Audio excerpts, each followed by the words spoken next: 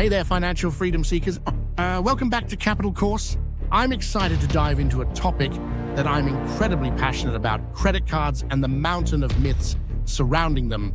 You know, before I became a financial educator, I fell for many of these misconceptions myself, and I know firsthand how costly these misunderstandings can be.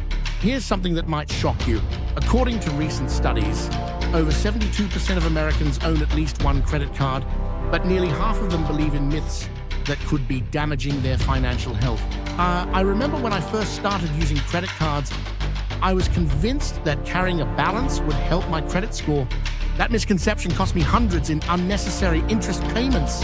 And speaking of controversial myths, stick around because we're going to tackle the biggest one I hear all the time, that credit cards are nothing but debt traps. Trust me, this episode will completely change how you think about plastic money. Credit score impact myths. Let's start with the biggest category of myths, how credit cards affect your credit score. I can't tell you how many times I've heard people say, I should close my old credit cards to improve my score. This couldn't be further from the truth. Your credit history length makes up 15% of your credit score, so keeping those old accounts open actually helps you. Here's another popular myth that needs to die. Carrying a balance month to month helps build credit. Listen closely, you do not need to pay interest to build credit. I repeat, paying interest does not help your credit score one bit. Credit utilization facts. Now let's talk about the famous 30% credit utilization rule. While it's true that keeping your utilization below 30% is good, what many don't realize is that lower is actually better. I personally aim to keep mine below 10% whenever possible. Having multiple credit cards can actually help your score by increasing your total available credit. However, remember that each new application typically results in a hard inquiry which temporarily drops your score by a few points. Security and fraud myths. Online shopping with credit cards isn't safe. I hear this one all the time, and as someone who makes countless online purchases, I can tell you it's completely false. Modern credit cards come with impressive security features, including EMV chips, which make them incredibly secure for both online and in-person transactions. The Fair Credit Billing Act provides robust consumer protection. You're only liable for up to $50 in fraudulent charges, and most issuers offer zero liability protection. Identity theft protection. Every major credit card issuer now offers real-time fraud monitoring, instant purchase alerts, and the ability to freeze your card from your phone. I've personally had attempted fraud caught and stopped before I even knew about it. Here's my top tip. Set up purchase alerts on your phone.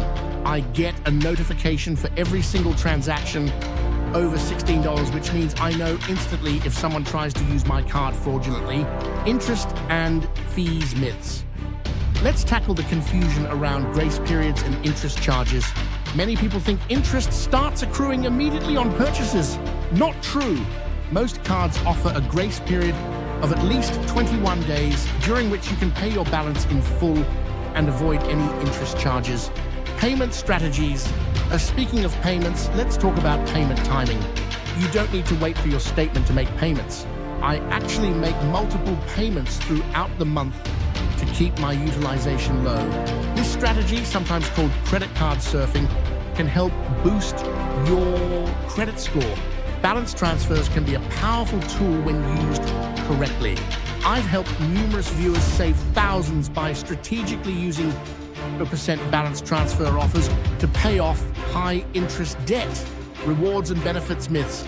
Credit card rewards are worthless. This myth probably costs people more money than any other. Last year alone, I earned over $3,000 in cashback and travel rewards just by using the right cards for the right purchases. The key is choosing cards that align with your spending patterns, maximizing card benefits. Let's talk about those hidden perks that most people don't even know exist. Purchase protection, extended warranty coverage, rental car insurance. These benefits have saved me thousands over the years. Just last month, I had a $400 phone repair covered by my card's protection plan. The travel benefits are particularly impressive. Many cards offer trip cancellation insurance, lost baggage protection, and even airport lounge access. I haven't paid for travel insurance in years because my cards provide better coverage. Conclusion. We've covered a lot of ground today, but here's the bottom line. Credit cards are tools. Like any tool, they can be incredibly useful when used correctly or dangerous when misused. The key is understanding how they really work, not what the myths tell you. I'd love to hear about your experiences with credit card myths. What misconceptions did you believe before watching this video? Drop a comment below and let's discuss. Don't forget to hit that subscribe button and notification bell. And remember, financial freedom isn't about avoiding credit cards, it's about using them wisely. Until next time, this is Capital Course, helping you build wealth one smart decision at a time.